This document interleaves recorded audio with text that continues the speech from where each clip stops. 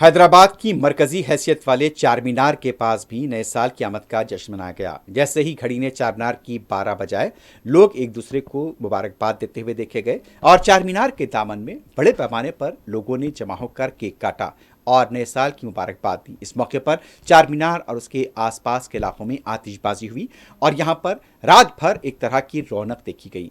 रात के देर गए तक भी चार मीनार के पास लोग यहां पर जमा थे और नए साल की आमद का जश्न मनाते देखे गए।